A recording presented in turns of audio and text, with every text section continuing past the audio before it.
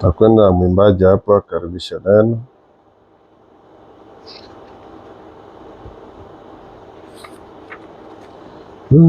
Tegemea Mwokozi wangu kabisa, kukubali neno lake lina raha moyoni.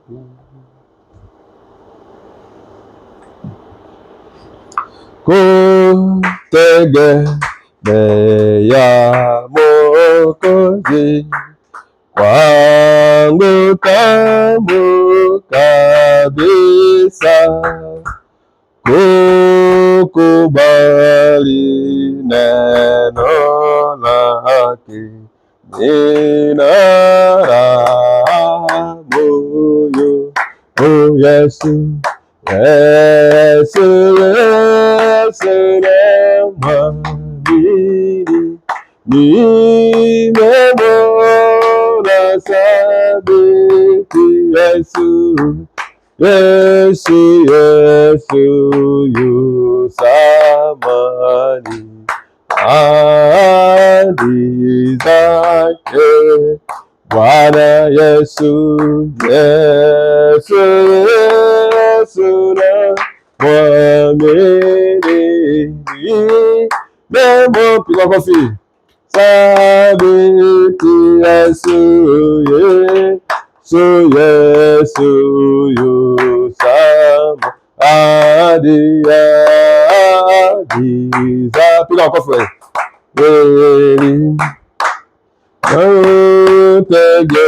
Tegemea Mwokozi wangu tamu kabisa, kwake daima napata uzima na amani. Yesu, Yesu, namwamini, nimemwona sa, piga kofi.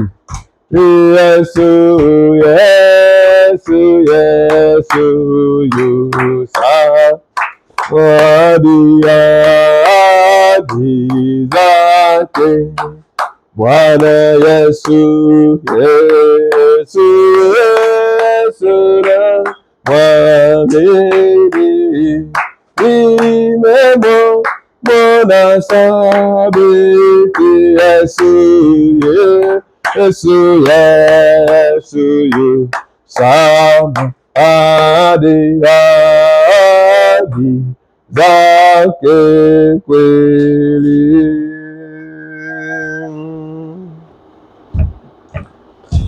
Tusimame tusome neno la Mungu.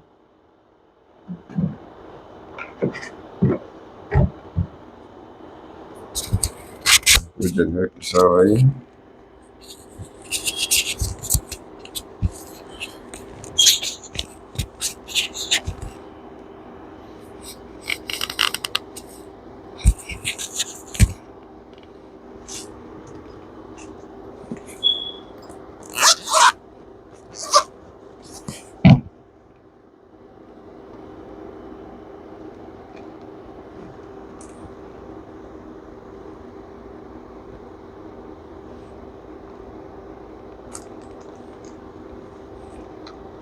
Wagalatia sura ya kwanza.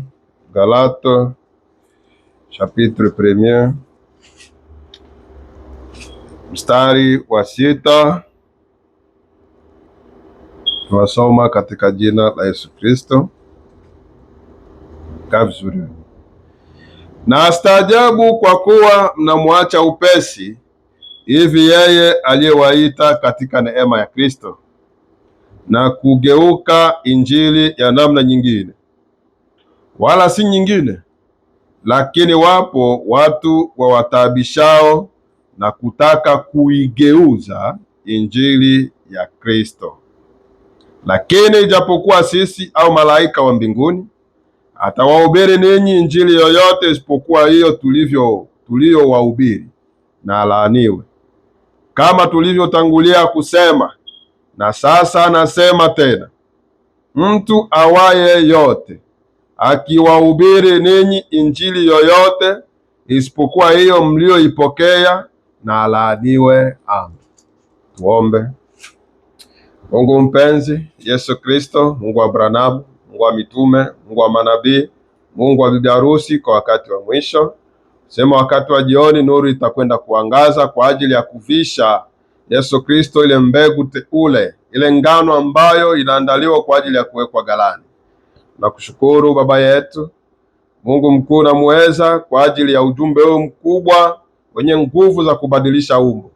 Baba, tuko hapa wasiojiweza, watu ambao wanahitaji kusaidiwa kila wakati na wewe Bwana. Jioni ya leo tena Baba, tunaomba ukatuhudhuru, ukatutembelea Bwana, kama ulivyokwenda kunena kupitia mjumbe wako wa jioni. Baba, uwe pamoja na sisi, tunajikabidhi kwako Yesu Kristo, kundi ndogo chache hii ambayo inahesabiliwa kwenye vidole, lakini ulisema ukubwa wa kanisa Baba sio kuwa wingi wala mamilioni maelfu ya watu, bali ni tabia na hali ya hewa ya kimbinguni ndani ya waamini. Bwana, tunakushukuru Baba yetu, maana utakwenda kutenda hayo. Tuweka yote mikononi mwako, tukiomba baraka katika usomi wa neno lako, kaweze kuambatana nasi katika jioni ya leo, na nguvu na mamlaka ya kimbinguni katawale kila mmoja. Katika jina la Yesu Kristo tunaomba hivyo, amen. Kaa vizuri, kaa kitu vizuri, kaa kitu vizuri, kaa chini vizuri, sogea kule nyuma. Sawa, nawakaribisha tena jioni ya leo na kuwasalimia katika jina tukufu la Mungu wetu Yesu Kristo. Majaliwa tena kupata hii nafasi, sio jambo rahisi. Maisha ya injili ni vita, ni mapambano, lakini sisi hatupigani kwa sababu ya kupata ushindi, maana kuna mmoja ambaye ameshatupigania na ameshatushindia. Lakini kwa leo sasa ni kudhihirisha sasa kila ambacho Mungu alikufanyia wewe, maana kama alikushindia wewe, katika majaribu yakifika tutaona ushindi ambao utakuwa unashinda, kwa sababu kuko mmoja ambaye alikufilia na ambaye alimekushindia. Sasa Roho Mtakatifu, yeye Kristo aliyekufilia akiwa ndani yako, utadhihirisha ule ushindi ambao alikuwa nao.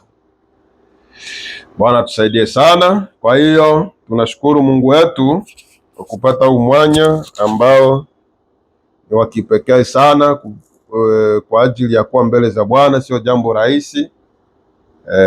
Ni neema kubwa ya ajabu jinsi gani sisi kupata hii nafasi. Kwa hiyo jina la Bwana la Mungu wetu Yesu Kristo libarikiwe sana kwa ajili ya kupata hii nafasi, angalau masaa machache ambayo tunaiweka kwa ajili yake. Acha iwe kwa ajili ya utukufu wake na kwa heshima na taazima kwa ajili ya Mungu wetu Yesu Kristo, maana nabii anasema kila muda unaofanya kama huko kwa ajili ya neno utaulizwa siku ya hukumu. Kwa hiyo hatuwezi na sio vizuri kupoteza muda kwa bure, perdre le temps seulement inutilement, sio vizuri. Bora muda uishe ukienda kwenye mambo ya Mungu, ni jambo la heri, kwa sababu hata ukifanya kazi unatimiza neno. Lakini kikubwa wakati wa ibada unapofikia, lazima tujumuike pamoja. Sawa, tunaendelea na somo yetu ya kuigeuza injili ambayo si muda mrefu tulianza, na tunaendelea nayo hiyo hadi leo hivi, hadi pale kwenye Mungu ataongoza kwamba tunasitisha, tunafuata kila ambacho yeye anatuambia. Sasa tulienda kuona tena habari za kuigeuza injili, kwamba watu leo si kwamba eti injili imebadilika, kwa sababu kwenye muhuri wa Mungu nabii anasema kwamba ujumbe ule ule ambao niliohubiri tangu zamani sijaubadilisha hadi leo ukingali pale pale. Sasa watu leo, ndo Paulo alivyosema kwamba si kwamba eti watu wanageuza injili. lakini kuna kuja wanatuletea tafsiri zingine ambazo hazifanani, wanatuletea mageuzi ya injili nyingine ambayo haijasemwa kwa nabii, haiko ndani ya Biblia, yaani havieleweki, ni mapepo. Sasa Paulo akawa anaambia Wagalatia kwamba wawe makini sana, kwamba mtu yeyote akileta injili tofauti na hii ambayo yeye amehubiri, hata awe malaika wa mbinguni, Gabrieli akutembelee, sijue nguzo ya moto ikutembelee, ikinena kinyume, Branamu anasema hata mesaje mwenyewe akikwambia kilicho kinyume ukatale. Hapa nabii anasema kwenye muhuri ya Mungu, sijui kama mtaiona paragrafu hapo, maana ni jumbe ya zamani, jumbe wa zamani sana.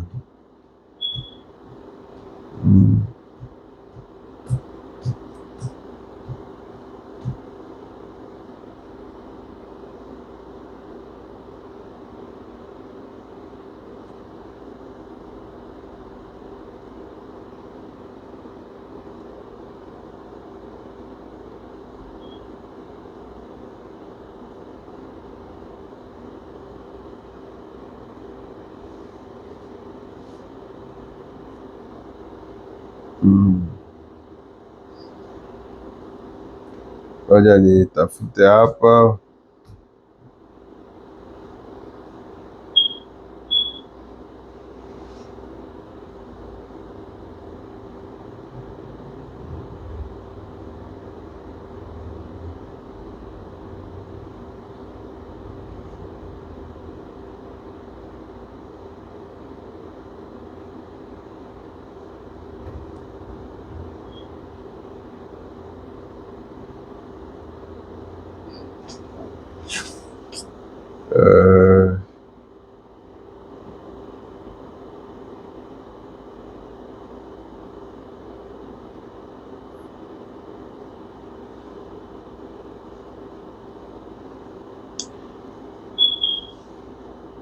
Branamu anasema hapa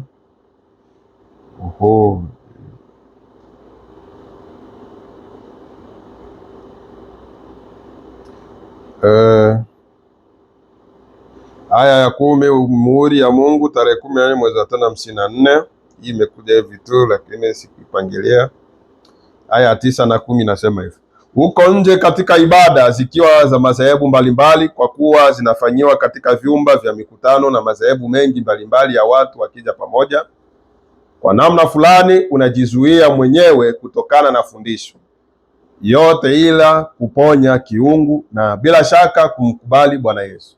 Nabii anasema kwamba wakati alipokuwa anahubiri nje kwenye mikutano, zile fundisho ambazo yeye anaamini jinsi Mungu alivyomfunulia, yeye alikuwa anazificha, bali alikuwa analeta mambo ya uponyaji wa kiungu, kwa sababu wote wanaamini vile.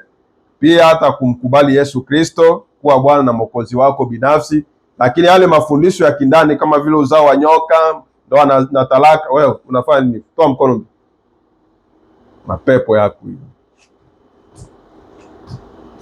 ndoa na talaka na kadhalika, vyote hivyo alikuwa anaficha, akisema kwamba kule inaweza ikaleta ghasia, bora analeta zile pointi ambazo wanaendana, ndo wanafundisha kule.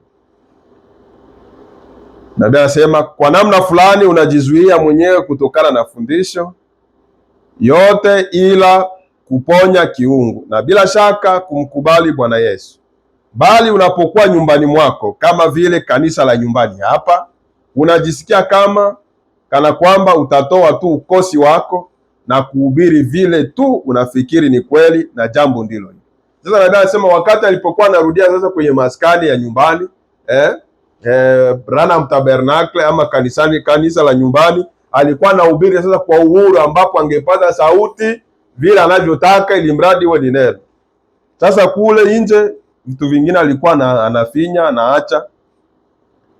Na wakati mwingi katika mahali hapa tuna mara nyingi watu hawakubaliani. Nasikia huko, hatuwezi kutarajia kila mtu akubaliane nasi juu ya mafundisho ya kanisa letu na mambo tulio nayo. Ndio nabii anavyosema. Eti mara nyingi watu walipokuwa wanakuja pale maskanini, kwenye maskani ya Branham, kwa sababu wengi wageni walikuwa wanafika pale wa madhehebu fulani, wa kanisa fulani, wa Pentekoste, wa Batiste walikuwa wanakuja. Sasa nabii anasema mara nyingi watu walipokuwa wanakuja pale walikuwa wamkubali nabii vile anavyofundisha. Nabii anasema sawa, hakuna shida, hatuwezi kutarajia kila mtu akubaliane nasi juu ya mafundisho ya kanisa letu na mambo tulio nayo. Ndio sababu ya mimi kutoa hii somo kwamba sisi tukisema kwamba sisi tumeamini ujumbe wa wakati, na kama tumeamini ujumbe wa wakati, tutafuata kile ambacho mchungaji amesema. Na mchungaji ni nani? Ni ndugu Branham. Yeye ndiye ambaye amepewa neno kwa ajili ya wakati ya leo. Yeye ni surveillant general, mwangalizi mkuu wa ujumbe huu ni Branham. Yeye ndo alipewa hiyo wazifa, yeye ndo alipewa hiyo mamlaka. Kwa hiyo sasa anasema hivi, wakati yeye alipokuwa anafundisha pale maskanini, hakutarajia, hakukuwa analazimisha kila mtu ambaye anatoka kwenye madhehebu afike pale na amini vile anavyotaka. Hapana. Lakini sisi ambao tunasema kwamba tunaamini ujumbe wa message, tunaamini ujumbe wa Nabii Branham, tukienda mwansamble yoyote, yule mchungaji anapaswa atuhubirie kile ambacho nabii anasema, sio kwamba eti afundishe vyenye wao wanaamini ambao viko kinyume na neno. Hapana. Na ndio maana nabii anavyosema, ukisikia nabii anasema eti kila kanisa iko na fundisho yake, haimaanishi kwamba eti kanisa lako la ujumbe wewe utafundisha tofauti na vile ambacho Branham amefundisha. Hapana. Wewe utafundisha tofauti na madhehebu. Unapaswa ufundishe tofauti na madhehebu. Madhehebu anasema kwamba wabatize katika jina la Baba, Mwana na Roho Mtakatifu na kadhalika, kule wanawake wao wahubiri. Lakini wewe sasa unabadilisha, hauwezi ukafundisha vile kwa sababu haviko kwenye maandiko. Lakini ukisema eti kwamba mimi tuko hapa Syracuse, wengine wako sehemu fulani, wengine wako sehemu fulani, ndio tusikie kwamba ni maensemble, lakini kila watu wanaanza fundisha yake eglise hasa doctrine. Kile doctrine tuko na fundisho gani?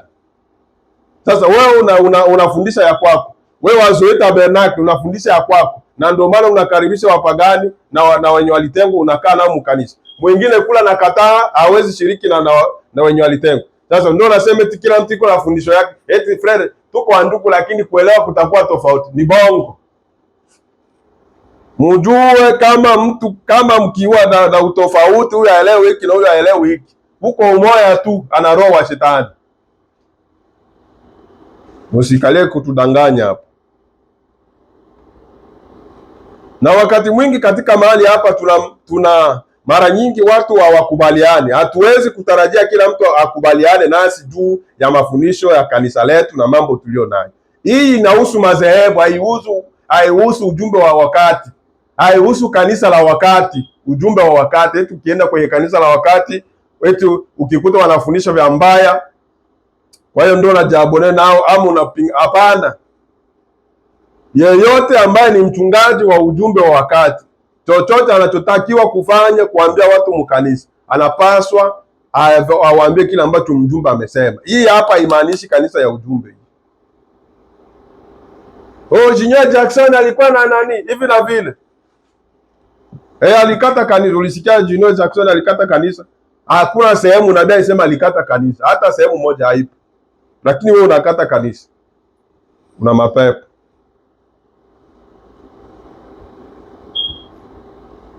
Lakini sisi labda ni jambo lile lile, kama mchungaji wako alikuwa anahubiri, bali angekuwa angali ndugu yangu. Kwa hivyo usijali jambo hilo, na kila mtu uangalia mambo katika mtazamo tofauti. Nasikia nabii anavyosema huko. Kama mchungaji wako wewe anahubiri vingine, ahubiri eti kila mtu anaangalia vya kwake. Hawa ni wa madhehebu, haiko wewe wa kanisa la ujumbe. Ulisikia Peregrine alihubiri kinyume na Branham. Ulisikia Neville alihubiri kinyume na Branham. Ulisikia Collins alihubiri kinyume na Branham. Na ndo watu ambao walikuwa mu message moja, walikuwa katika ujumbe mmoja.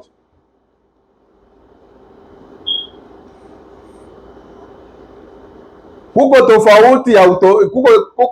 tofauti kati ya kuelewa vibaya na kukanyaga neno. Kuna kitu ambacho mtu anaweza akafundishwa hajawahi kukiona, akawa anakielewa vibaya, na mwingine anapinga eti sio neno. Huyo ndo mbaya. Tofauti ya kuelewa kitu vibaya na kukikataa na kuvunja neno no. Sasa leo unakuta watu wanakuja wana mafundisho ya kimadhehebu, wanakuja kuiweka mkanisa mapepo. Nabii anasema kila mtu anaangalia tofauti. Mchungaji wako ataangalia tofauti na wala ataangalia tofauti. Wa wapi? Yeye ndugu Branham ambaye iko ujumbe wa wakati na wa madhehebu walikuwa wanatofautiana, wana madiference. Ndio nabii anasema kila mtu alihubiri vya kwake, na ndio maana Junior Jackson aliona yeye, Junior Jackson hakukataa kama karama sio za Mungu, lakini alikuwa anapenda tu mtu akiripuka na pale pale anaanza fanya vya nini, anaanza sema vya Biblia vya karama. Kama ni kutabiri unatabiri, kama ni kunena kwa lugha ale unanena. Branham akasema hapana, inakuwaka kwa utaratibu. Ndio akatoka kwa sababu ya hilo, sio kwamba eti alikata kanisa.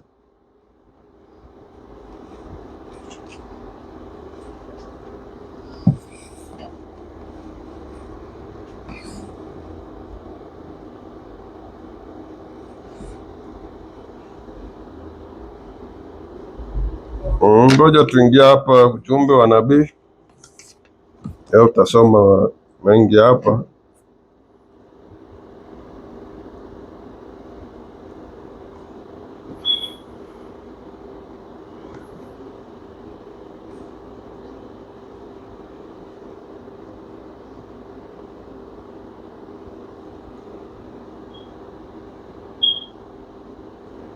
Kwa hiyo tusome ujumbe wa tarehe 5 mwezi wa 10 58.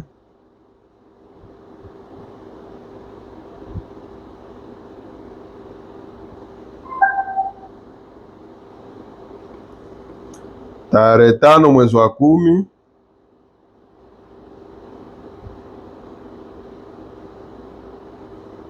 waifata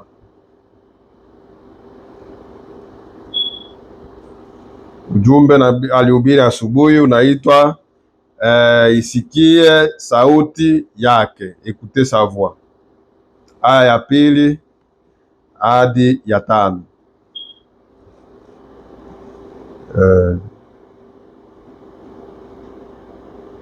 Nabii anasema hivyo. Sasa tunaelewa kwamba jana usiku tuliwauliza watu kama walikuwa na kanisa lao ambalo walikuwa wakihudhuria wakati wakitembelea, au namaanisha washiriki wa kawaida wa makanisa, kwamba wanapaswa kuhudhuria kanisa lao wenyewe asubuhi ya leo. Branham alikuwa anawauliza, kulikuwa wageni, kulikuwa waamini wa makusanyiko mengine kwa makanisa mengine ambao walikuwa wanakuja kuhudhuria wapi? Kwenye maskani ya Branham, kwenye kanisa ambapo Branham alikuwa anahubiri. Sasa ndo akawa anawauliza kwamba washiriki hawa wanapaswa kuhudhuria kwenye kanisa lao. Kwa mfano kama leo Jumapili, kwa mfano kama ni Jumapili, kama wanakuaga na siku ambazo zinafanana za maibada, wale waamini hawapaswi kuacha kwenda kwa kanisa yao kuabudu eti kwamba wanaenda sehemu nyingine kuingilia kule. Ni makosa. Nabii anasema, ninamaanisha washiriki wa kawaida wa makanisa kwamba wanapaswa kuhudhuria kanisa lao wenyewe asubuhi ya leo. Maana sisi tukiwa wa madhehebu mbalimbali hatupendi kabisa kuwachukua watu kutoka katika kusanyiko lao wenyewe. Branham hakukuwa anakopte watu, anashawishi watu eti mkuye huku kula kwagi tena neno bale bako kuzimu bako mugiza mkuye huku tena. Yesu na kisha anamwambia mafundisho ya bongo hivi na vile. Hakuna Mungu tena. Branham hakuwahi kufanya hivi. Anakorije hapa. Anasaisha watu. Anaambia rudia kwenye kusanyiko lako ende waabudu kule. Hatupendi kabisa kuwachukua watu kutoka katika kusanyiko lao wenyewe nabii. Nami nimeshutumiwa mara nyingi juu ya kuyahukumu makanisa mengine. Unasikia nabii huko anavyosema. Na mimi hata leo bana ni hukumu. Eti Frembo tuko anasema watu. Haiko mie, ni Branham. Mie niko mtoto wa Branham, nitasema kile Branham alisema. Niko na wanukulia kanda. Msipende mtu aisha kufa ndio mseme ule frere alikuwa anasimamia neno kabisa. Alikuwa anaambia watu nabii. Hapana. Na sitawachukia kwa sababu kwanza napenda muendelee kufanya hivyo. Maana nabii alisema kwamba ukiwa na safari ambayo barabara iko inanyoroka tu yenye ina makona utaenda fanya ajali. Nabii alisema eti nimeshitumiwa mara nyingi nami nimeshitumiwa mara nyingi juu ya kuyahukumu makanisa mengine. Frembo tuko anasema makanisa ya watu, anasema watu wewe ulifaa tu kwenda Ulaya unakuwa msemaji sana. Hapana. Mtu wa kiroho hawezi sema vile. Mtu ambaye ana Roho Mtakatifu hawezi sema vile. Lazima kama ni wa kiroho ataelewa kitu fulani ndani yangu kama kuna nini. Hamuelewi. Mkunabakia kubwabwaja tu, mnabwabwaja tu.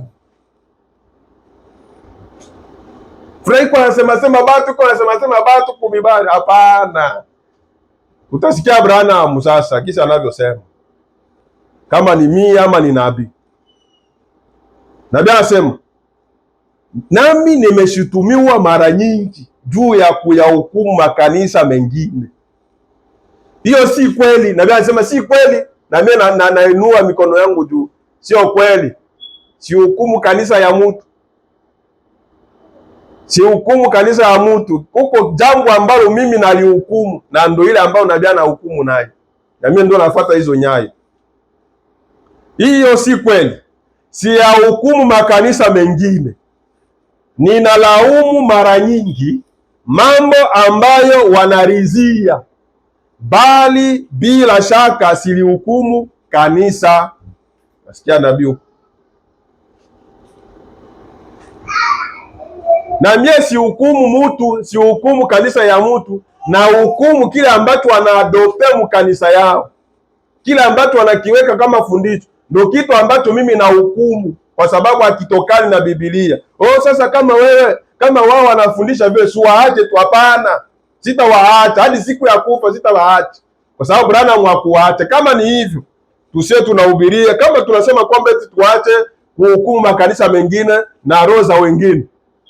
Tangu leo kanisa msiiweke, msiwe na wahubiri. 3, msiwe hata siku moja pastere wenu ama mchungaji wenu asihukumu madhehebu hata saa hii, kwa sababu na yenyewe ni makanisa. Sasa ndio nitakuuliza sasa, wewe uko mhubiri, unahubiri nini? Unatuhubiria nini?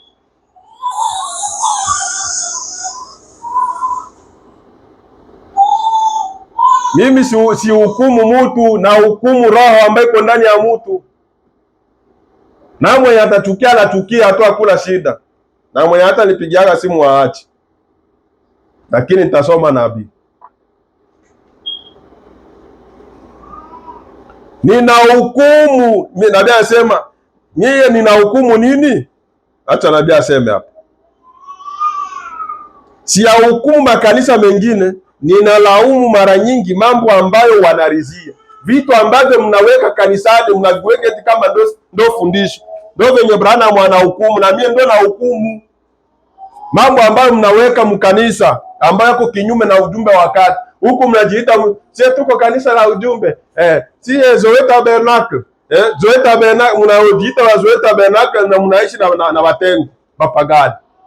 Branham alisema uishi na mpagani na mwenye alitengwa mkanisa. Ndio vile na hukumu hivyo. La voix de l'aigle.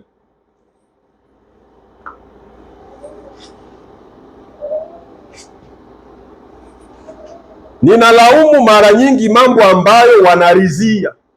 Venye mnaweka, venye mnateteti kwamba ni neno, kumbe sio neno. Ndio vile na hukumu mie mbote. Na ndio vile nitaendelea kuhukumu hadi siku yenye nitafunga mdomo mbwa.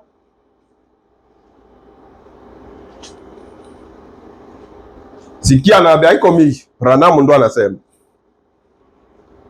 Ninalaumu mara nyingi mambo ambayo wanarizia, bali bila shaka silihukumu kanisa. Na si hukumu kanisa mimi. na hukumu mafundisho ya bongo ambayo mnaweka, na ndio yenye nabii alikuwa anakemea hata Wakatolika na madhehebu yote. Alikuwa na hukumu fundisho ambayo haitokani na nini? Na Biblia hii. Na mimi na hukumu chochote ambacho mkisema mkanisa ya ujumbe ambacho hakina ujumbe ni ya kukemea, asema nabii. Na nabii akapanda zaidi akasema, chochote ambacho kiko chochote ambacho kiko kibaya unapaswa ukikritike, ukikashifu. Branham ndo anasema hivyo, chochote ambacho kinachosemwa ambacho kiko kinyume na neno unakritike kile kitu.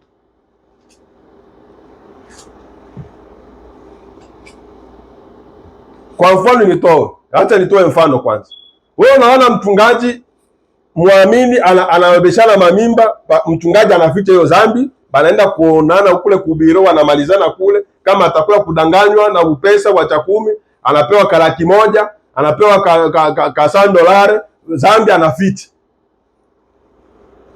Sasa hiyo mtu akose kusema tayari ameshaona kabisa, jicho la tayari limepanda juu, limeona hiyo uchafu ambao unafanyika mkanisa, alafu tayari akose kusema, haiwezekani. Wasikia vizuri? Mfuate huko. Weka vizuri mbio. Kaa vizuri. Kaa vizuri mbio. Dogo na weka vizuri. Angalia kaa kule, uangalie huko. Sitaki mizaa.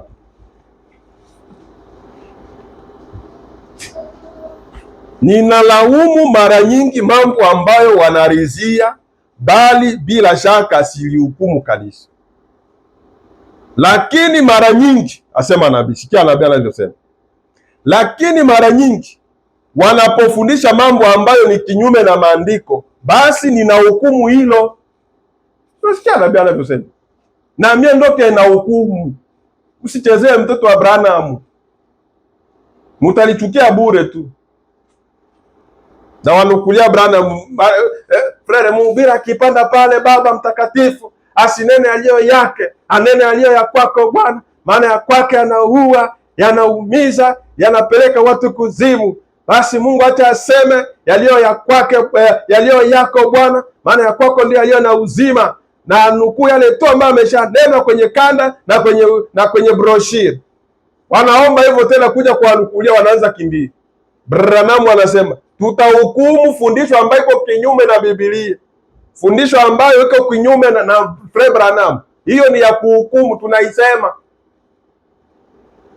Branham kama alisema mwenye alitengwa hapaswi kuwa na ushirika naye, tutaisema. Hata wewe ulinibatiza, hata wewe ulinifundisha message, nikikuona unaenda nitakuhukumu, asema nabii. Nabii anasema ninahukumu hilo. Lakini mara nyingi wanapofundisha mambo ambayo ni kinyume na maandiko, Branham kwenye ujumbe wa Le Ministère Expliqué akasema, ukiona mhubiri yeyote, hata wewe mimi Branham ukiniona nimefundisha jambo fulani au natoa ufafanuzi fulani ambao uko kinyume na maandiko, usikubali jambo, achana nayo. Na huyo mhubiri ujue kwamba yeye haiko mhubiri wa Mungu, ni wa shetani. Kwa hiyo wote ambao wanafanya ushirika na watengo ni mashetani, ni watoto wa shetani. Nina hukumu hiyo roho hii. Ni mashetani ambayo inawatawala. Sema nabii. Ninalaumu mara nyingi mambo ambayo wanaridhia, bali bila shaka silihukumu kanisa. Nairudilia tena, niko na rejouer la bande. Lakini mara nyingi wanapofundisha mambo ambayo ni kinyume na maandiko, basi nina hukumu hilo. Tukose kuhukumu juani.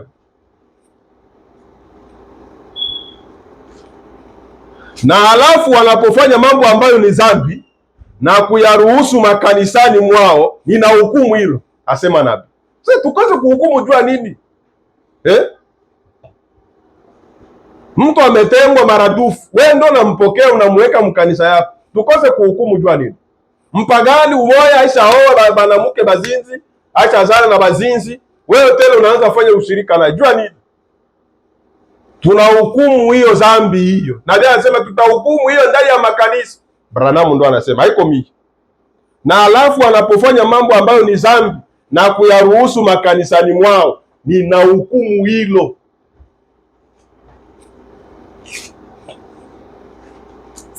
Mbutu kwa anasema ya miki kwa anasema batu kwa hukumu batu kama vile ndo atafika. Alifaa kufika Ulaya tu. Frere, kubali tu kwamba Mungu anakuonya.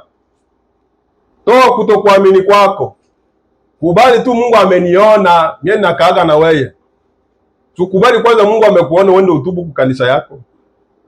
Branham alikwambia zamani, watu walitufundisha kwamba hakuna ushirika kati ya mtengwa ambaye iko nje ya adabu na mwenye iko wapi? Iko mkanisa.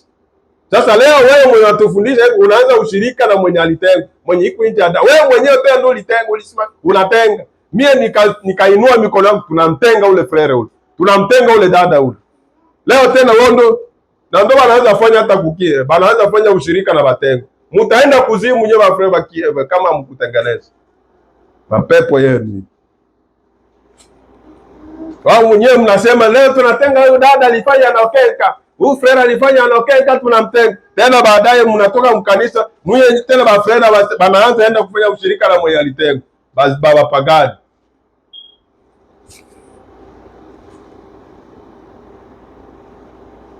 Wapagani. Watoto wa shetani, yaani mnafanyika umaradufu watoto wa jehanamu. Kuchoshana tu. Nyie leo mnatenga, kesho tena mnaanza ushirika na mwenye alitengwa. Huko na yeye anaambia nyie alikwambia tufanye ushirika. Utasikia Branham anavyosema kama usikie kama alifanya ushirika na mwenye alitenga. Nabii anasema nina hukumu hilo. Lakini mara nyingi wanapofundisha mambo ambayo ni kinyume na maandiko, basi nina hukumu hilo.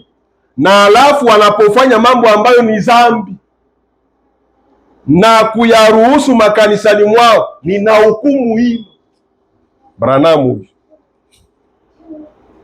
Lakini kama tu isemwavyo, nina marafiki wengi wa Katoliki wanaoketi hapa, wala kamwe si wahukumu wa Katoliki. Unasikia nabii anavyosema?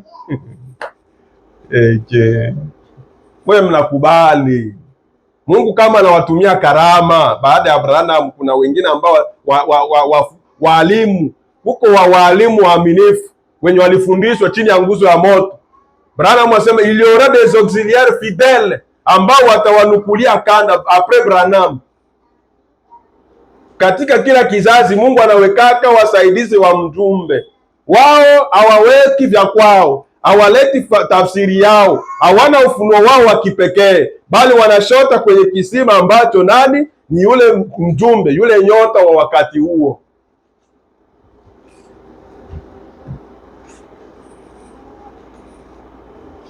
Nabii anasema nina marafiki wengi wa Katoliki ambao wako hapa, lakini mimi sijawahi kuhukumu wa Katoliki. Si ndio nabii anasema hapa? Sasa alihukumu nini? Mbona alisema wakina papa ni mashetani? Alihukumu nani? Alihukumu roho ambayo ilikuwa inafanya kazi wapi? Ndani ya wale watu. Mafundisho ambayo watu wanafundishwa yaliyo kinyume na nini? Na Biblia. Ndio anasema ndio responsibility yangu, ndio jukumu langu mimi kama nani? Kama mhubiri, kuambia watu ukweli. Nabii anasema nina marafiki wengi wa Katoliki wanaoketi hapa, wala kamwe si wahukumu wa Katoliki. Ninahukumu fundisho la kanisa Katoliki, maana siamini ni la kimaandiko. Nabii wanasema hapa. Na mimi nahukumu kanisa yoyote ya ujumbe ambayo inafundisha mafundisho ambayo iko kinyume na nabii. Unyakuo umeshapita na hukumu hiyo ni pepo. Tunapaswa kuabudu Branham, hiyo ni mapepo ya kuzimu. Yesu ameshakuja na tushakuwa umilenium, utawala miaka 1000 umeshakuwa hapa, hakuna haja tena kunyakuliwa, vyote vimeshati, tout est accompli. C'est faux. Tout ne sont pas accompli, c'est faux. Tuko hapa tunasubiri unyakuo, tutanyakuliwa na kanisa. Na bibi harusi atanyakuliwa na bwana harusi anakuja kutuchukua. Asema nabii. Ukisema nabii na sisi tunasema nabii.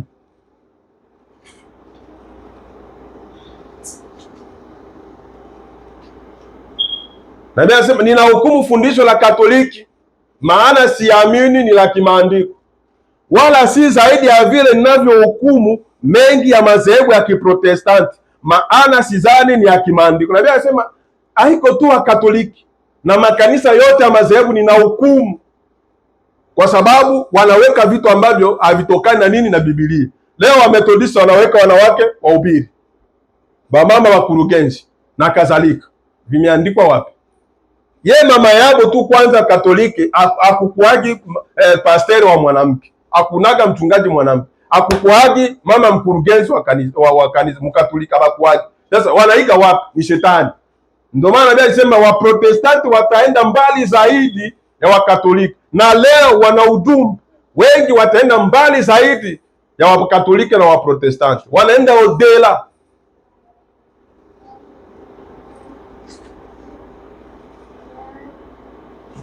Maana sidhani ni ya kimaandiko. Nami sikia sasa nabii anavyosema, nami ninawajibika kuitetea kweli. Branham ndo anasema, mimi natetea kweli, nasema kweli, hata ikuumize sawa, ikuumize tu, lakini naisha sema kweli. Frere haupaswi kuwa na ushirika na mwenye alitengwa, na ukifanya ushirika naye na mtu ametengwa, huko mpagani na utubu. Ndio jibu ambayo atakwambia. Tengeneza maisha yako, na usipotengeneza kuzimu ndio utaenda. Branham anasema kama mwenye pombe ataenda kuzimu, na wewe utaenda kuzimu. Wewe mwenye unavunja neno utaenda kuzimu. Hakuna dhambi ndogo. Bengine wanaenda fuga batengwa mkanisa. Aisha anguka na banamuke kule, aisha enda wa deuxième bureau. Tena anakuja kukanisa, wewe unampokea, unamweka mkanisa. Kanisa ya kuzimu hii.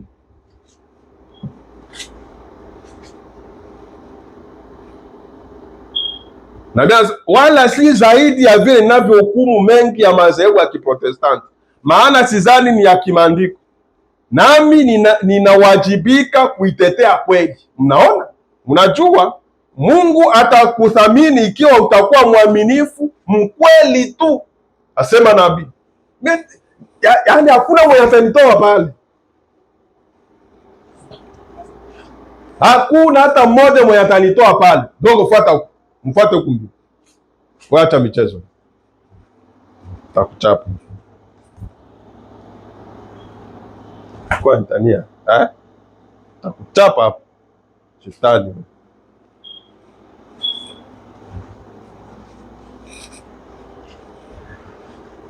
Tuwafikie kwa family zako wewe.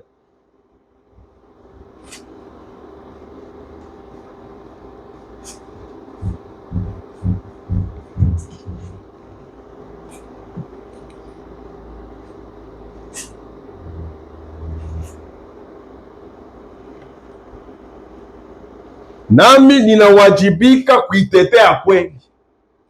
Naona, unajua Mungu atakusamini ikiwa utakuwa mwaminifu mkweli tu.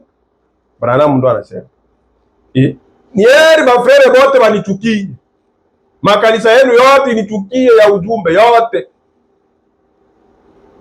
lakini niwe na thamani mbele ya Mungu, asema nabii. Eti Mungu atakusamini ikiwa utakuwa mwaminifu. Kwa nini? Kwa hili neno. Utakuwa ukiwa mwaminifu, Mungu ukiwa mwaminifu kwenye ujumbe wa nabii, Mungu atakusamini, na mwenye atakuchezea anachezea, Mungu atapigana naye. Basi mimi nitafanya nini? Sina nguvu, sina cha kujitetea, najua nimesema nini. Basi Mungu mwenyewe atashughulikia. Mimi defenseur wa parole révélée, niko defenseur, hakuna kiambaya kitapita hapa. Kikikuya hale tunapiga mabomu. Naenda kwa magoti, naomba Mungu nipe sitachu. Nakuja napiga.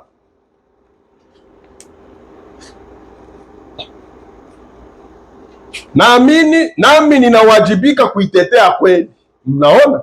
Unajua Mungu atakusamini ikiwa utakuwa mwaminifu mkweli tu. Frere, sema kweli. Mchungaji, sema kweli, ambia watu kweli. Wakukimbia wakimbie. Dada kama alifanya uzinzi, mwambie atengeneze. bakuoa na mapagani ale fukuza ndege wachafu. Ibrahimu aliwafukuza Mwanzo 15 aliwafukuza. Sie tuko batai, alifukuza tai walikuwa kuja kuharibisha sacrifice zabiu yenye Ibrahimu alikuwa anaiweka pale kujuu. Na we fukuza bana kuaga, banafukuza watengwa, bana bafukuza bazinzi. Pana we pastor wa kufita frère, mchungaji anakuaga na lea mavi frère, akuaga na lea mavi. Bongo yako hiyo. Mashetani ya mafundisho yenu ya madhehebu hiyo.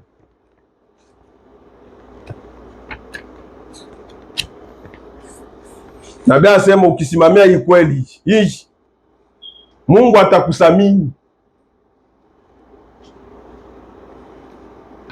Mungu atakusamini ikiwa utakuwa mwaminifu mkweli tu. Unajua mara nyingi asema anaingia kwenye mfano wa kawaida sasa. Unajua mara nyingi mwanamume anayetafuta mke, mwanamume halisi ambaye ana wanaume nyuma yake, hapana mwanaume tu, mwanaume halisi ambaye anajua kile anafanya, anapochumbia, anapotafuta mke wa kuoa anafanyaje?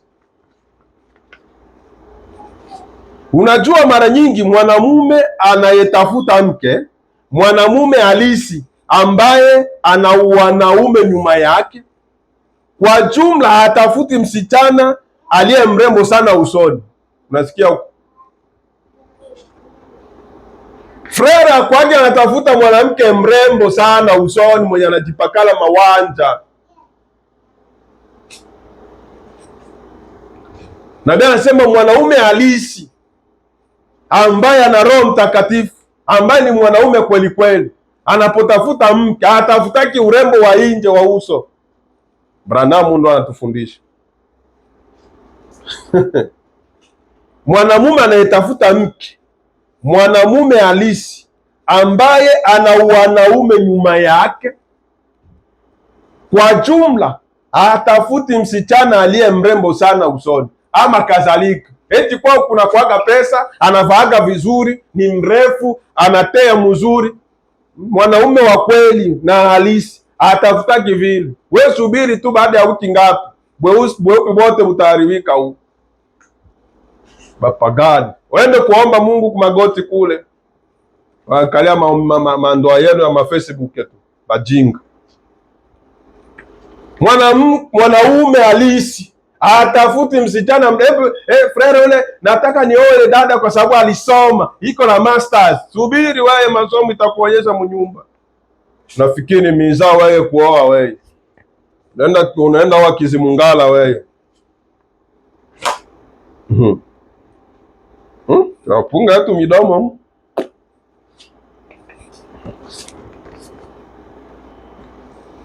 Kwa jumla atafuti msichana aliye mrembo sana usoni ama kadhalika. Na ndio anasema na kadhalika. Eti huyu ni mrembo saa Yezebeli. Frere unaona mwansamble amkwata basere bakuvutia. Wenda mwili ensemble ya yule ndo kwa frere basere hapana bana kudanganya.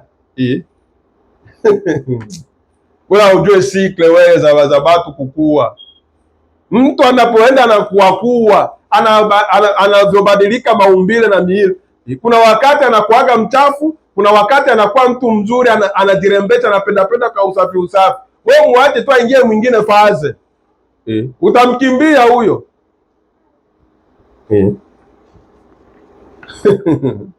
Tasema ya mingi na ya je yangu.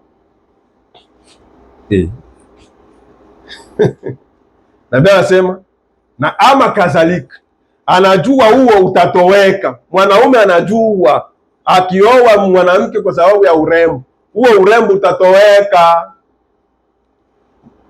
Anajua huo utatoweka moja ya siku hizi. Mnaona, anamtafuta mwanamke ambaye ni mwanamke katika utu, mwanamke halisi.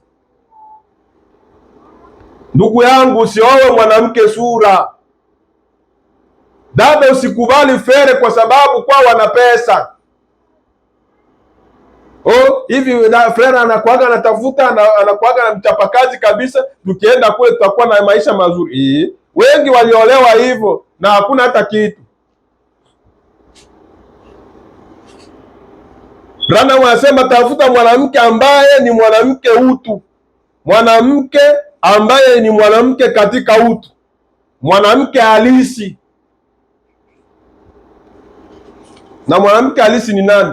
Ni mwanamke aliye na Roho Mtakatifu. Roho Mtakatifu gani? Haiko ile Roho Mtakatifu ambayo tulikuwa tunaambiliwa zamani, eti dada anakuaga mpole sana, ni mtulivu, ukimwoa ataenda kuwa vizuri. Na bongo, haiko ya kweli. Branham anasema utakuwa na matunda yote ya Wagalatia 5:22, yote utakuwa nayo na unaenda kuzimu. Yote utakuwa nayo, Galate 5:22 hii hapa, na utaenda kuzimu. Ndio matunda ya Roho Mtakatifu hii. Utakuwa na hii matunda na unaenda kuzimu. Branham anasema tafuta utu. Utu ni aje? Branham akasema mwanamke iko na verti tatu, iko na vitu vitatu halisi vya alipewa. Alipewa nini? Verti ya kwanza, la verti de la femme, la féminité, wanamke, féminité, et la maternité.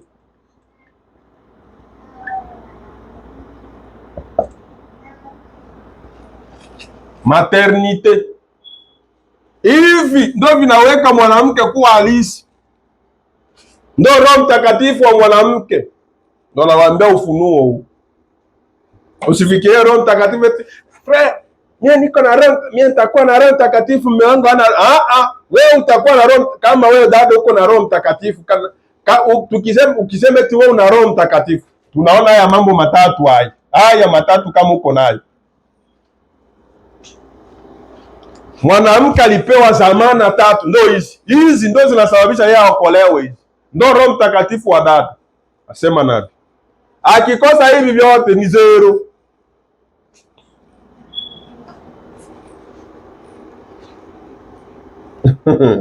Mu principe lazima kwanza awe na hivi verti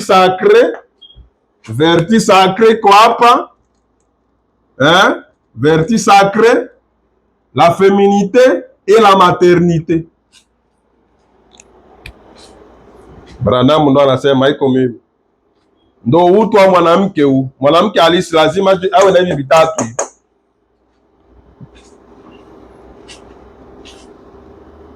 Sikia nabii.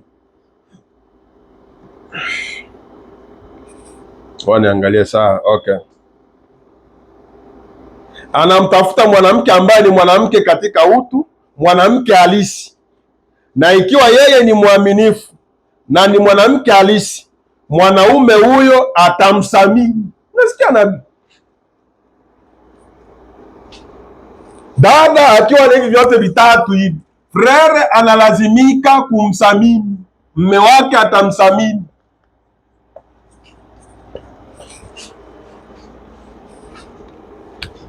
Hii unakuta ndani ya nyumba hivi vitu vya mingi viko naenda haviko emu muwadada, kwa sababu hawana kitu, mko zero. Hivi vitatu hivi.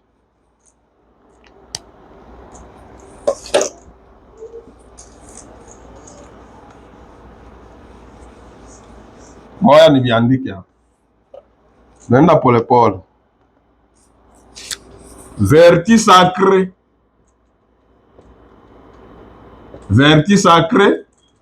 féminité,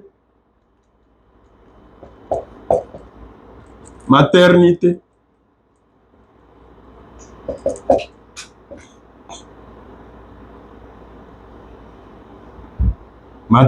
hivi vitu vitatu hivi. Nabii anasema mwanamke akiwa navyo,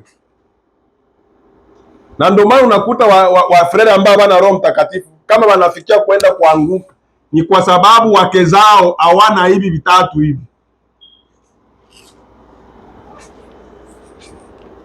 Utasikia nabii haiko mie, Branham ndo anasema.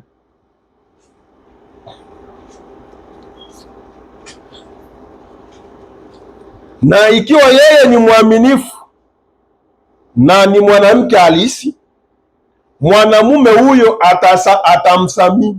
Hii mwanamke mwaminifu iko humu. Feminite iko hapa. anajilinda, hawezi akaenda nje ya ndoa. Yaani hivi ndio vitu ambavyo vinamfunga dada katika ujumbe, dada wa kweli ambaye ana Roho Mtakatifu. Hivi vitu vitatu hawezi kuvichafua.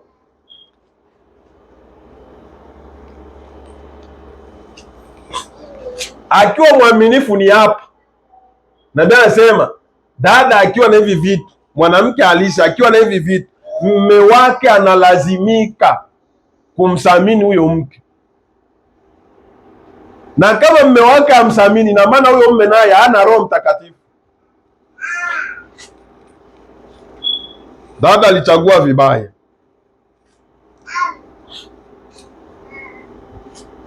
Pastor alienda wende mtafute mbili.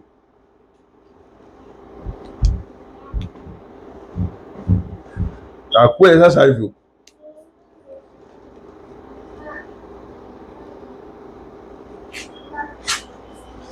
Nitakutapa, rudia huko.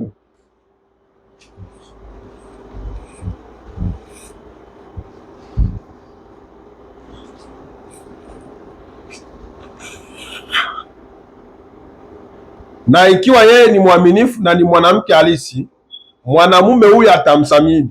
Sijali yeye ni jamaa mbaya jinsi gani na jinsi anavyozurura na wanawake wabaya. Unasikia nabii anavyosema? Nabii anasema hata mume wako awe na tabia mbaya, wewe utakuwa mnamkosha tu. Si ndo? Na ndo ukweli kwa bradame.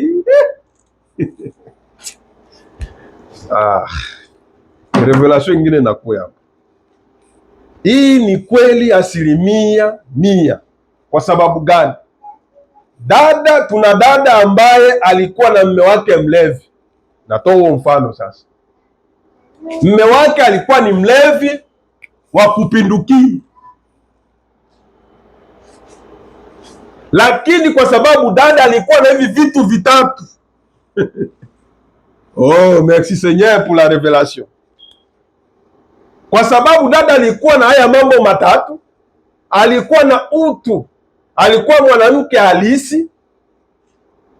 Nabii anasema kwamba yule mume wake alifikia tu kufanya nini? Kumthamini mume wake. Siku moja tu, siku ambayo epreve ile jaribu inataka Aisha, ndio wakajifanya tena kulewa. Kumbe na ndio maana nabii na ni kweli kwamba maisha yananena sana kuliko maneno. Yeye dada alienda kuishi tu, aliishi neno. Mume wake anakuja anamtesa, anafanya kila kile. Kumbe ajue kama yule mwanaume mwenye anamtesa na yeye ni mteule, bado tu anafanya nini? Anapagawa na mapepo ili amkomalishe katika safari. Misukosuko inaweza ikatokea, hiyo ni ya kuwakomaza kwenye safari. Yule ndugu mlevi, dada mwamini, mme mpagani. Sio baba yetu wa leo banashindwa na bunyumbu. Dada wa mimi ndio nasema ule ndio dada wa ujumbe wa kweli. Akaendelea kuishi hivyo. Ndugu anaenda kule anakunywa pombe, yuko wake mpagani, hajaamini ujumbe. Yeye dada huko anatulia, mnyenyekevu, lolote atakayofanya anatulia. Lakini leo badada wa leo haiwezekani, ni wachache sana, wachache sana. Mume wake mpagani aje atomboke mnyumba afanye kila kile, dada wa ujumbe akae kimya. Kwa wadada wa leo hawawezi fika 5. Wewe kwanza tu dada ni mwana ujumbe, frere ni mwana ujumbe, kwanza abaelewani. Frere akisema dada naye anasema, dada akisema frere naye anasema. Wapi message ya wapi? Uigaji wa Ukristo. Nabii anasema na ikiwa yeye ni mwaminifu na ni mwanamke halisi, mwanaume huyo atamthamini. Nabii anasema sijali yeye ni jamaa mbaya jinsi gani, Hata wewe ana tabia ambayo huyo mwanaume atathamini tu, na ndio maana yule mme alikuwa anafanya akienda kwenye klabu ya mapombe anasifia mke wake, eti leo huko wanawake wa Kristo, eti hapana, kukwagi tena mwanamke Mkristo ye wangu mimi. Na huko akifika kunyumba anamtesa mke wake, lakini akiwa nje anapeleka ushuhuda wa kweli.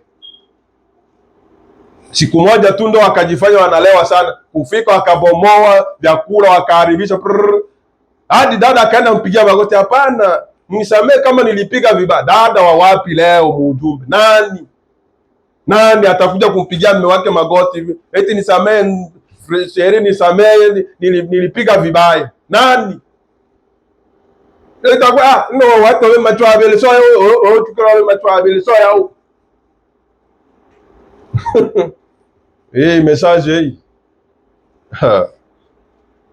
Lakini yeye alitulia akakusanya, akiwa anafagia anaanza imba, oui Jésus doit porter sa croix tout seul et que le reste du monde, il y a une croix pour moi, il y a une croix, je porterai cette croix consacrée jusqu'à ce que la mort me libère. Alors j'irai dans l'enlèvement pour porter une couronne.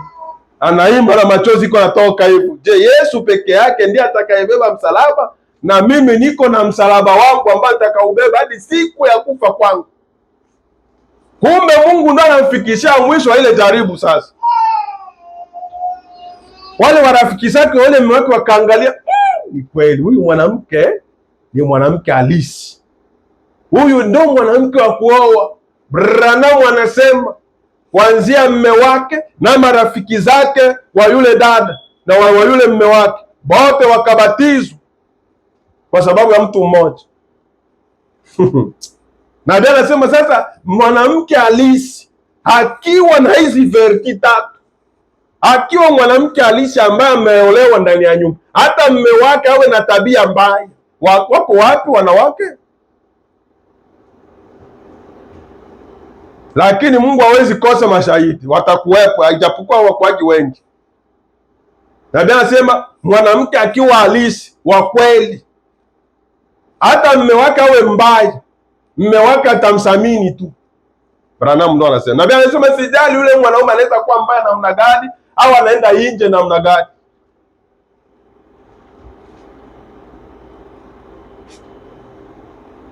Na ikiwa yeye ni mwaminifu na ni mwanamke halisi, mwanamume huyo atamsamini. Sijali yeye ni jamaa mbaya jinsi gani na jinsi anavyozurura na wanawake hata kama aenda afanye buzinzi kule, mme wako anaenda afanya buzinzi, wewe unabakia mtu unabakia Mkristo, usitetemeke. Unatetemeka nini? Eske wewe ndio ulienda afanya buzinzi?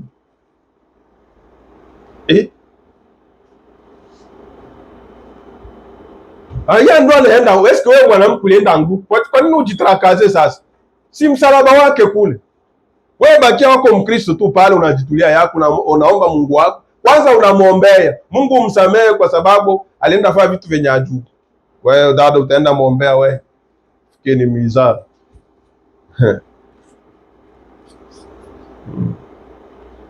Kama divorce yaingia hapo.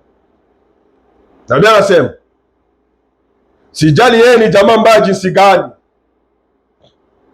na jinsi anavyozurura na wanawake wabaya, hata kama atembee na wale wote wanawake nje kule.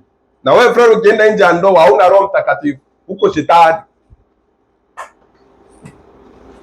Na Biblia anasema hakuna mwanamume mbaya duniani asiyeweza kumsamini mwanamke ambaye atatetea jinsi mwanamke apasavyo kuwa. Hiyo ni kweli, kwa sababu anasamini hivi.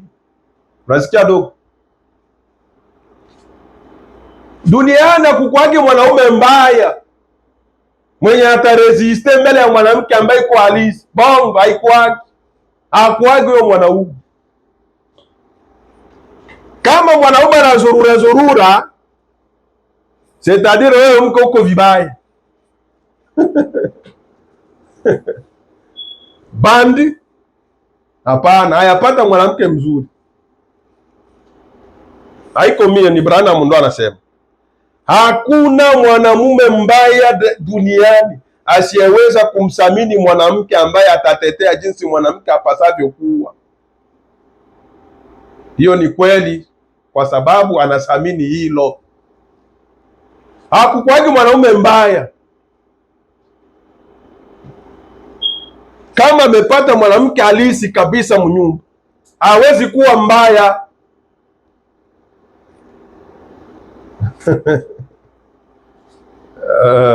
Na akiwa mbaya hana Roho Mtakatifu, ni shetani. Nabii anasema na hivyo ndivyo ilivyo kwa kulihubiri neno. Endapo mtu atasimama tu yale anayoamini. Sasa kumbuka, Mungu anaujua moyo wako, na kama utasimama na kile unachoamini kabisa kuwa ni kweli, basi unaweza kuwa na imani katika kile unachozungumzia. Nabii anasema ndivyo ilivyo katika kuhubiri, na kama gizi nasimama hapa na hubiri neno, naamini haya ambayo ninayoyahubiri kwamba ni ya kweli, kwa sababu Mungu ndo anajua roho yangu hii neno inatoka muroho gani. Na kama utasimama na kile unachoamini kabisa kuwa ni kweli, basi unaweza kuwa na imani katika kile unachozungumzia. Basi kwa finali, mimi siwezi kuja kusimama hapa nitetee ujumbe na wakati siamini huu ujumbe. Haiwezekani. Huyo mwanaume mbaya atawezaje kutoa sifa kwa mke wake na wakati yeye amwamini na yeye anaona mke wake hana maisha mazuri ya bunyumba? Haiwezekani. Yesu atatetea watu waje na anaona kanisa yake inavunja neno? Haiwezekani.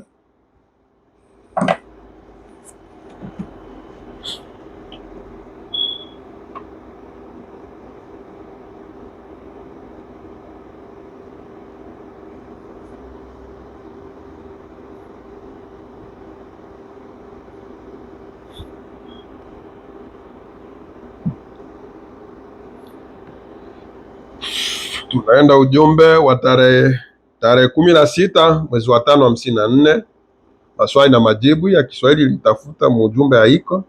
Ngoja tujaribu hata kusoma Kiswahili ya Kifaransa hivyo. Tarehe 16 mwezi wa 5, question et réponse. Tunaanza aya ya kwanza.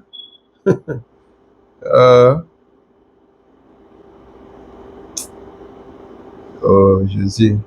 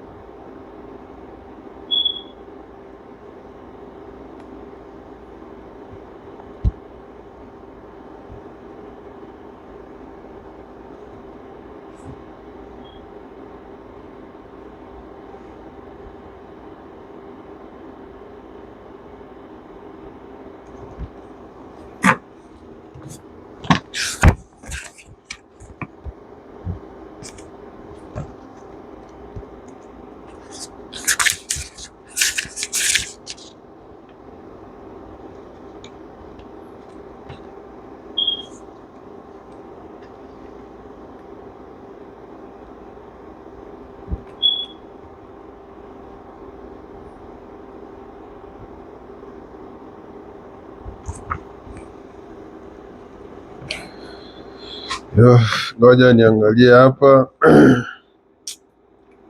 Mbako mengi ningesoma hiyo, yani ikosa ya Kiswahili kwa pena isome Kiswahili kabisa.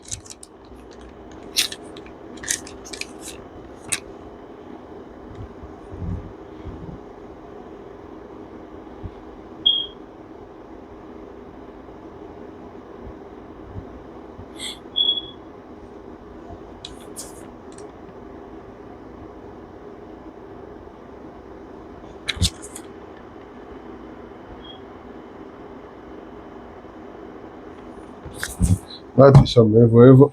Maswali na majibu tarehe 16 mwezi wa 5 54.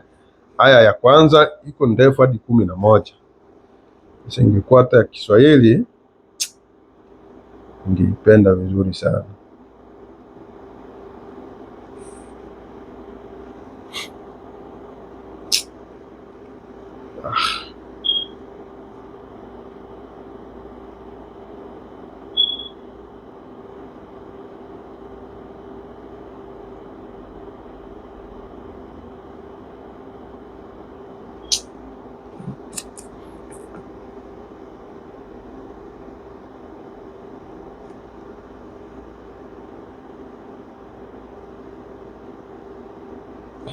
Nabii anasema hivi,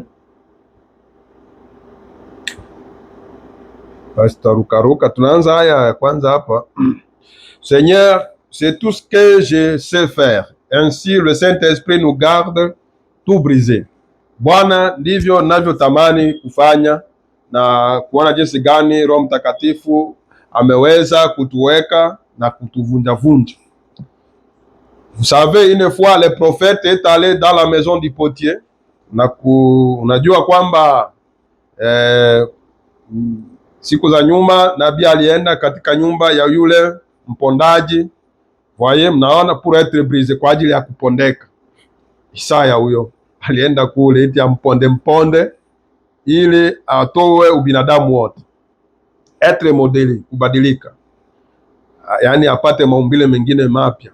Voyez, vous avez, mnaona, s'il y a quelque chose qui cloche. Sasa kama kuna jambo ambalo aliendi sawa, Dieu ne rafistole pas juste quelque chose. Nabii anasema jambo fulani linapofanyika kanisani ambalo liko vibaya, Mungu hakwaje anaweka viraka rafistole, yaani pale kwenye kuku ule ubaya tena anaenda kuja kuweka uzuri pale, ama anakuja kuweka kitu kizuri pale. Mungu afanyage vile. Yaani una kinguo ambacho kimetoboka kiko na majende. Sasa wewe kuliko kutoa ile majende, wewe tena unaenda bandika pale kinguo, kisha haribika, kilikuwa kinaficha majende, kisha haribika. Kuliko kitoa wewe tena unakiacha pale, unachukua kingine cha mpya unaenda bandika pale. Na anasema Mungu afanyaki vile. Dieu ne rafistole pas juste quelque chose. Il a dit que si vous mettez une pièce neuve à un vieil habit, cela le déchirera plus qu'avant. Kama ndio ile alitoa mfano katika Luka, akasema ukiweka mvinyo mpya kwenye kile kikoba ambao walikuwa wanatumia zamani kia kukauka kia zamani, kitapasuka. Kwa hiyo ukichukua nguo mpya kuiweka kwenye nguo ya zamani, haitashikamana, itaifanya kuwa mbaya zaidi. Cela le déchirera plus qu'avant. Il a dit juste la chose à faire. Kwa hiyo alisema kwamba jambo la kufanya ni aje? Ni c'est tout renouveler, ni kuifanya tena upya ile nguo. Ainsi, si vous avez fait quelque chose de mal, n'allez pas avec un petit dire, eh bien, je suis désolé d'avoir fait cela. Sasa kama kuna jambo fulani wewe ulifanya kanisani ambalo liko kinyume na neno, usiende tu kumibari pale kumadhabahu, Mungu alisamehe, nilianguka. Hapana. Je suis désolé d'avoir fait cela. Je n'essayerai plus de faire cela. Soyez donc brisés et remodelés. Nabii anasema wende ukiwa na kicho. Ndio maana unakuta leo watu hawageuki. Anaomba nafasi ya kutengeneza mkanisa, iko vile anarudia vile vile. Anaenda omba msamaha wa matengenezo, hayageuka. Anafanya kubali aishe tu. Nabii anasema soyez donc brisés et remodelés. Voyez, faites de cette pièce une pièce nouvelle. Eh bien, hier et soir, maintenant, durant cette semaine, maintenant probablement ce soir, il y aura encore un enseignement sur l'évangile. J'ai fait au mieux de ma connaissance. Sasa jana jioni sasa kwa wiki yote nzima hii kweli kweli kwamba tutakuwa na mafundisho juu ya Injili, mafundisho ya Injili kwa jinsi ninavyoelewa. Vous voyez? Et maintenant, en arrivant souvent, vous tous, vous pensez que j'arrive tout bonnement peut-être ce matin, ou oui, peut-être, il y a peut-être un ou deux étrangers, mais la plupart d'entre eux, là, peut-être c'est juste un petit groupe des habitués du tabernacle ici. Akasema, yawezekana asubuhi ya leo kuko wageni wawili watatu, lakini napoangalia pale, lakini naona tu ni wageni ambao wanazoea kuja kukusanyikia hapa kwetu. Hawako wageni sana, maana alikuwa na jambo ambalo anataka aliseme wapi? Mkanisa, kwa sababu kwa mambo mengine ambayo wageni hawapati kusikia.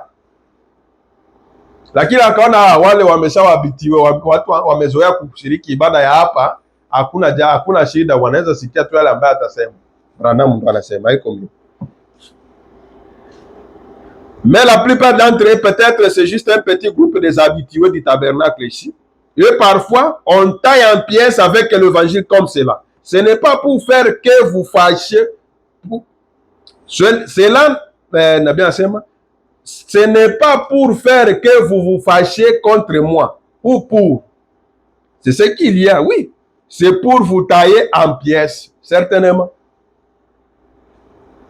Nabii anasema wakati tunapokemea mambo hapa yanayofanyika kinyume na neno hapa kanisani, hiyo haiwezi kasababisha nyie mnichukie, hata kama hiyo vitu tunavivunjavunja na neno.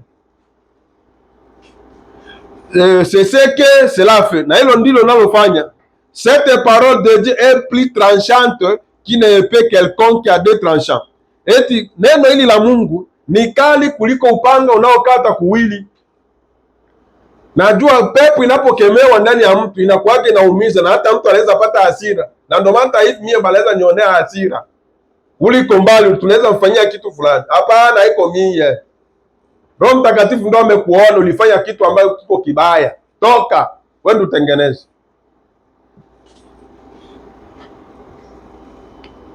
Wewe utengeneze. Eh bien, anasema, le problème n'est qu'avec ça, il y aura celui-ci qui va arriver avec quelque chose, celui-là qui arrive avec autre chose. Un tel ça, et tous des braves gens. Eh bien, anasema, ndio tatizo ambayo inakuwa mkanisa hii.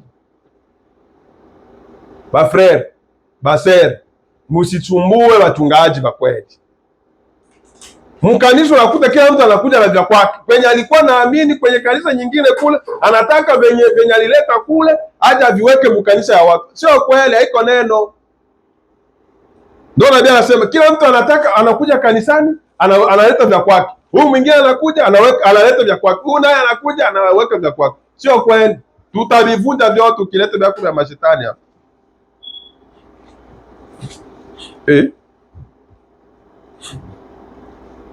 Mais ils auront différentes idées et chacun voudra présenter son idée à l'église. Voyez, vous ne pouvez pas faire cela. L'église a sur l'évangile une doctrine solide qui doit être fondée sur la parole de Dieu. Kanisani sio kila mtu analeta fundisho yake. Ndio nakuta watu mchungaji anatenga mtu mule mkanisa, kila mtu analeta vya kwake. Brana waisema ni ndugu yangu tu, tuendelee kuwasiliana naye. Ndio nabii kwambia. Nabii anasema sisi kanisa ambalo inahubiri Injili inabidi iwe na fundisho ambayo iko ngumu, solide. Na hiyo fundisho hiyo inabidi iwe na msingi wa nini? Wa neno la Mungu.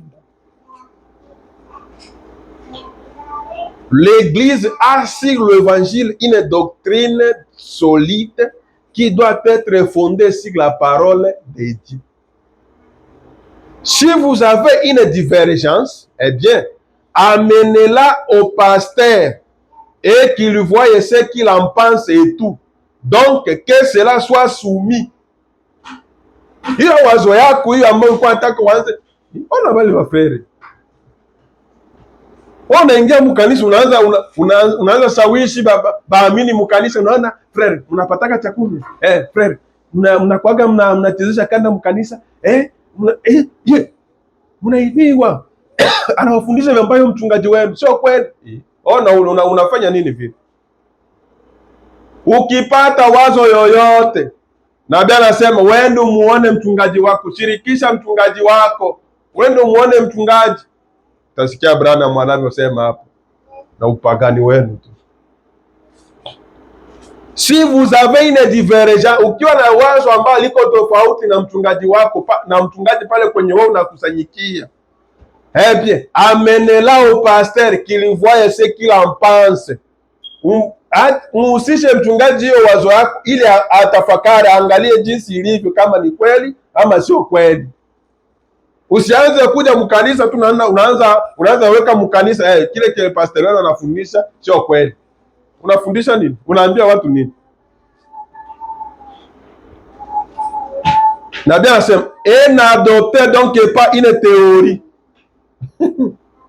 Sio, nabii anasema usiweke fundisho mkanisa, hiyo ni wazo tu, hadi pale mchungaji atakapokubaliana na wewe.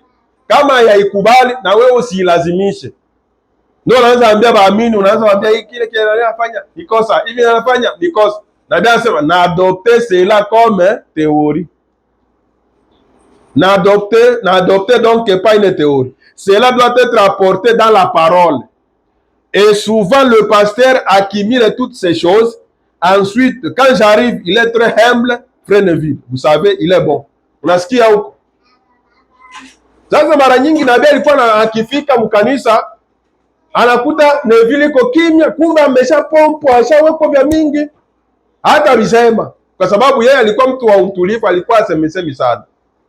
Huyu alileta wazo yake, huyu analeta hiki, huyu analeta hiki, huyu analeta hiki. Binachanganya Neville hadi anajikalia kimya.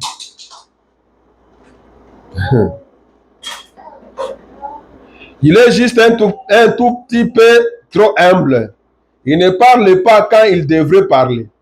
Nabii anasema il ne parle pas quand il devrait parler.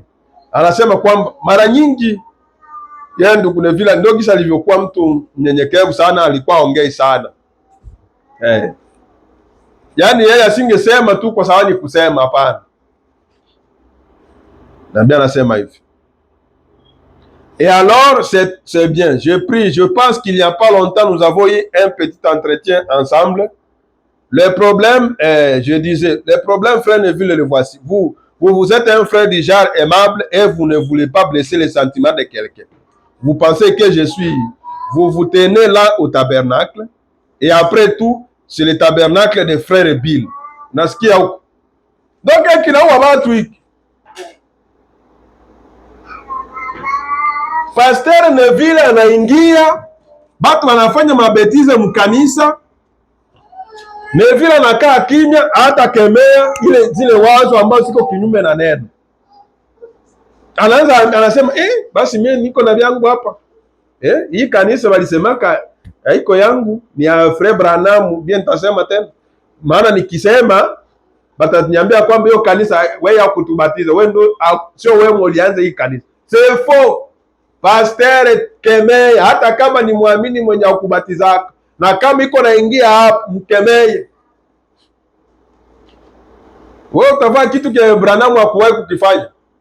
Branham ndo anasema wakati alikuwa anaongea sasa, nabii anasema hivi, vous pensez que je suis, vous vous tenez là au tabernacle, eh bien après tout c'est le tabernacle des frères Billy, c'est le tabernacle de Dieu. Nabii anasema mimi sitakuwa nakemea baamini, sio mimi mwenye nilibabatiza. Nisije nikaulizwa mimi na vile watu. Branham anasema ni bongo. Hii ni maskani ya Mungu.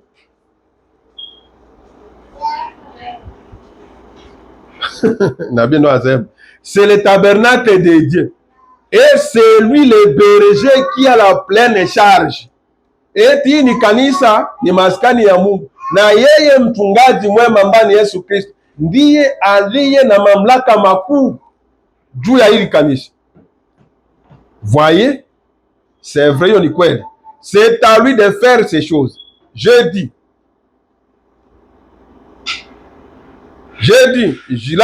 je suis.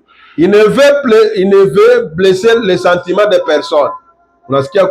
Yeye akasema wewe Levile, wewe mchungaji Levile, wewe nduko na mamlaka yote hapa baada ya Roho Mtakatifu. Mwenye aliye na mamlaka hapa kanisani ni wewe mchungaji, wewe Levile. Levile, wewe ndo ambaye una mamlaka baada ya Roho Mtakatifu. Anakuwa ni pasteur. Pasteur naye atafanya kile ambacho Roho Mtakatifu anamwambia. Kisha inaenda wapi? Kanisani. Balaike.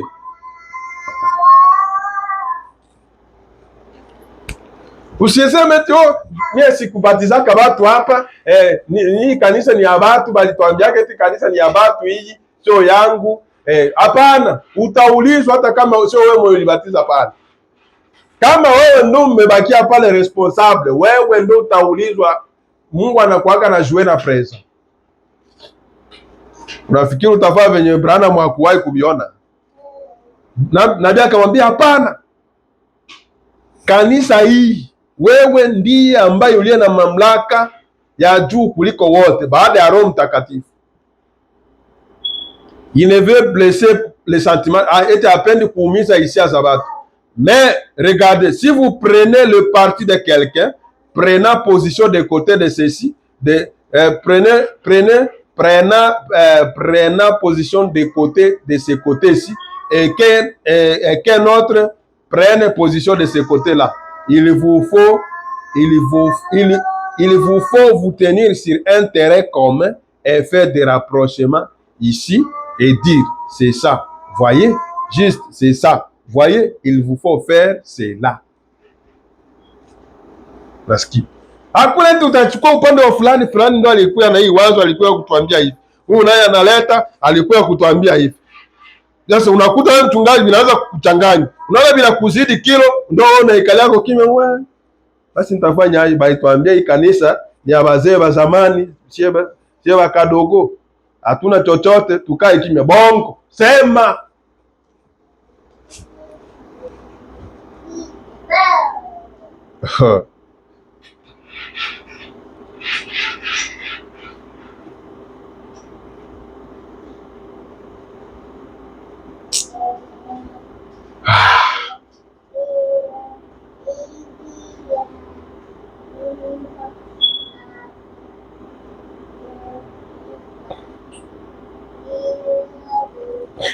Ngoja nisome hapa sasa.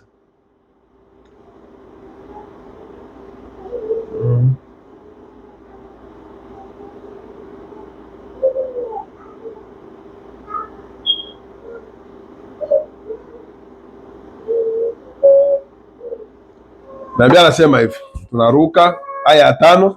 Je suis aussitôt sorti de l'église et quelqu'un d'autre se tenait là dehors, il a dit, ce gars-là est certainement un imposteur.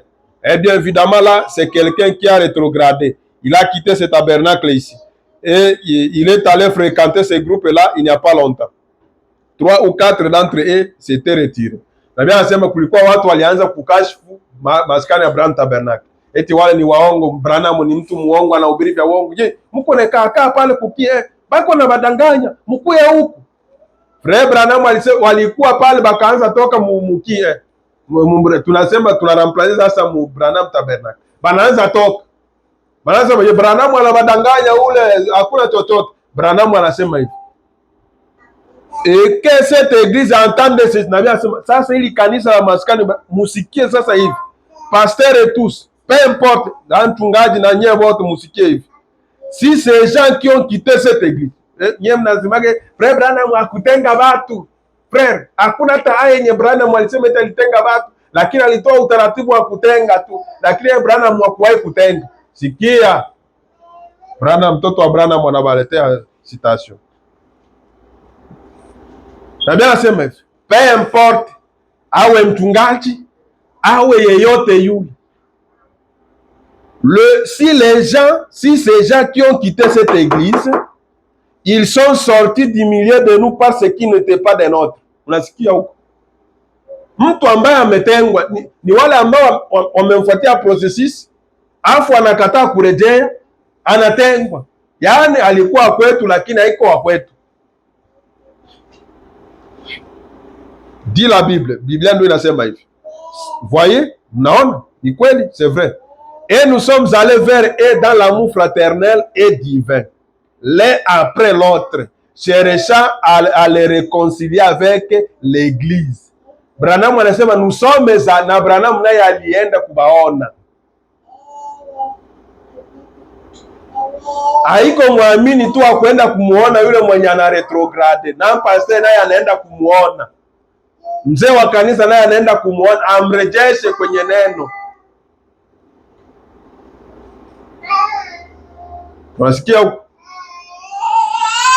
Nous sommes allés vers eux dans l'amour fraternel et divin, l'un après l'autre, cherchant à les réconcilier avec l'église. Tukajaribu kuwaendea ili kuwapatanisha na nini? Na kanisa, watengeneze na kanisa. Ils n'ont pas voulu écouter, lakini hawakutaka kusikiliza. Hawakutaka kusikia. Nous avons pris des groupes et nous sommes allés avec eux. Ils n'ont pas voulu écouter. Na bia bakaenda hata makundi ya watu kwenda kuwarejesha, wakakatala. Puis nous avons annoncé cela à l'église. Ndipo tukatangaza hilo kanisani. Hii ndio Matthieu 18, ndo Mathayo 18 hii ambayo nabia na aplike hapa, ambayo inahusu sawa, inahusu habari za kutenda muamini wa maskani ya mahali. Hapana mtu ambale mwenye yuko kanisani kwako. Frère Mboto, maandiko yasema ukiona ndugu yako anakosea umwendee. Hapana, haiko ya vile. Hiyo Matthieu 18 ya maskani ya mahali. Sio mimi ambaye niko mbali na mwingine iko kule, eti mimi nisafiri niende nimuone. Ni bongo, haiko neno. Tutakemea dhambi. Mwishazoea sana eti wende umuone, tembea umuone ukiona ndugu yako amekosea mwendee. Yeye wakati gani Branham wakati gani alienda kumkemea papa wa Roma? Alienda mwambie tuko shetani, eti umeanguka hivi yenye unafundisha. Hakukuwa Vatican Branham. Ulisikia alimwambia yake eti kwamba wewe uko unatanganya watoto wa Mungu, wewe tubu dhambi zako. Ulisikia alisemaka hivyo? Na kama tunasema kwamba eti mwendee ndugu yako kimwana na kosea, kwa nini Branham akuendea Makatolika kukwambia eti mko na kosea hapo? Naelewa maneno mwe. Na bien anasema hivi. Puis nous avons annoncé cela à l'église et la Bible dit qu'ils soient comme des païens et des publicains. Wakati walipoitangaza kanisani, maandiko inasema na awe kwenu kama mataifa na nani? Awe mpagani na mataifa. Na bien anasema c'est vrai, hiyo ni kweli. Ils ne peuvent pas revenir dans l'église sans premièrement venir devant l'église. Nasikia na bien anasema wale watu ambao walienda nje, ambao wanakaribia kutengwa, hawapaswi kuja kanisani kuabudu kabla hawajaja kutengeneza kanisani. Hawapaswi kuja kanisani. Sasa wewe mchungaji unawapokea watu wenye walitengwa, unawapokea, unawaweka mkanisa, abayatengeneza. Tu n'as pas le Saint-Esprit. Hauna Roho Mtakatifu. Watu wenye walitengwa kule, wewe ndio unawapokea wewe. Branham anasema hivi hapa. Anasema hivi. Ils ne peuvent pas revenir dans l'église sans premièrement venir devant l'église et puis se repentir devant l'église et se repentir ensuite devant Dieu et enfin être ramenés et voir comment ils agissent après cela. unaanza pokea mabatengwa aye pastere. Ni message hii. Unawapokea batengwa aje? Ni batengwa abakwani wanapokea. Na nasema hawezi ukakaa nao mkanisa kama habajatengeneza. Hawezi kushiriki ibada. Hawezi kushiriki ibada mkanisa kama habajatengeneza mbele ya kanisa. Sasa mtu ametengwa hapa Marekani, wewe unaenda mkaribisha Mwafrika. Unakaa anapaswa atengeneze huku Marekani kwenye alianguka. Sio nabii anasema hapa. Batu muwe nasoma ujumbe wa nabii, ni kalia ya uongo. Nabii anasema hapa, ils ne peuvent pas revenir dans l'église sans premièrement venir devant l'église et puis se repentir devant l'église et se repentir ensuite devant Dieu et enfin être ramenés et voir comment ils agissent après cela. Na tunafuatilia maisha yao baada ya kutengeneza, sio kuachilia tu. Na tunaangalia maisha yao. Je, hivi venye walitengeneza ni kweli? Banaishi vizuri, balitengeneza kweli kweli? Branham ndo anasema. Et enfin être ramené et voir comment ils agissent après cela. Voyez, c'est mnaona ni kweli. Ils ne peuvent pas revenir à moins que hawapaswi kurejea, hawapaswi kurudi kanisani isipokuwa wawe ... Wewe unajaza pale sasa. La Bible c'est l'enseignement biblique. Nabii anasema hiyo ndo mafundisho ya Biblia, Matthieu 18. Ndo Mathayo 18 inavyosema hawapaswi kuja kanisani kabla hawajatengeneza. Ils ne peuvent pas revenir dans l'église à moins qu'ils se repentent premièrement. Nabii anasema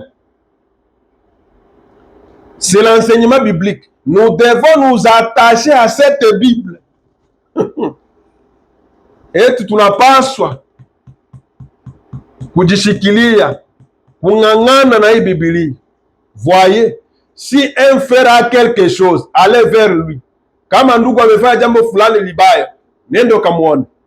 Et s'il ne veut pas vous entendre, prenez quelqu'un avec lui. Akikatala, beba mwingine. Ndo Mathayo 18 inavyosema. Tutawafundisha ABC tena.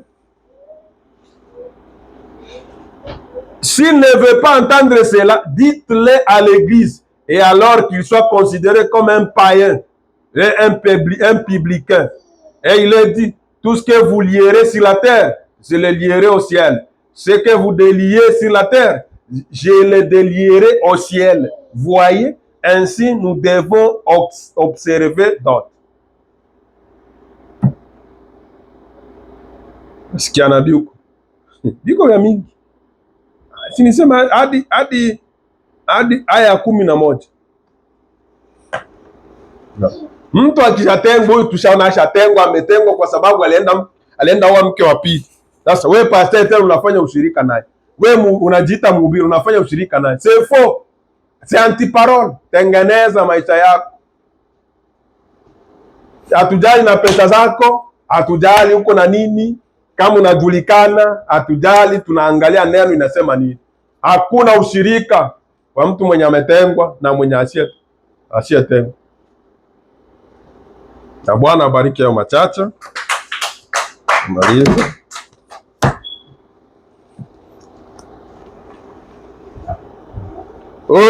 Hivi yote unasoma pale tunabijua, unabijua sasa, mbona hauviaplike?